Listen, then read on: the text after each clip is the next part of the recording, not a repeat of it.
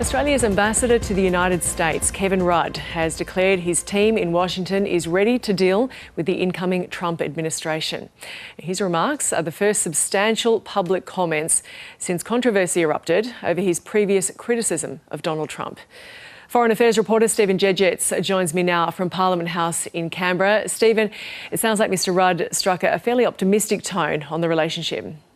Yeah, that's right. Of course, Gemma, as you mentioned, this comes against the backdrop of Mr Rudd's previous criticisms of Mr Trump and some fairly scathing commentary that he's made previously before ascending to the job in Washington, where he described Mr Trump as, amongst other things, a threat to democracy. Now, Mr Rudd ever since then has very much kept his head down, perhaps unsurprisingly, and we haven't really heard much from him at all, aside from a few sort of brief comments on social media.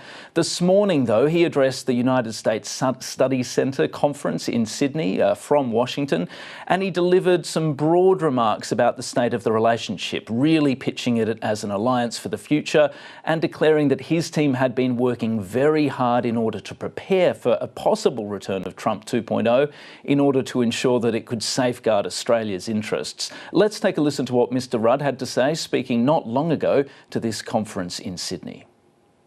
The election of the President of the United States is an important moment for the world. It's important for our region.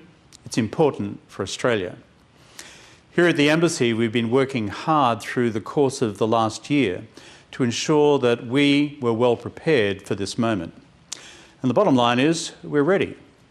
The team here at the Embassy and the Government of Australia are ready to work closely with the new Trump administration to continue to realise the benefits of what is a very strong economic and security partnership.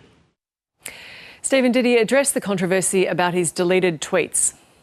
No, he didn't, Gemma, and that's probably unsurprising. The Australian government and Mr Rudd are really just hoping that that entire episode can now be put behind them and that he won't face any further calls for resignation or that it won't catch the attention either of Mr Trump or those close to him.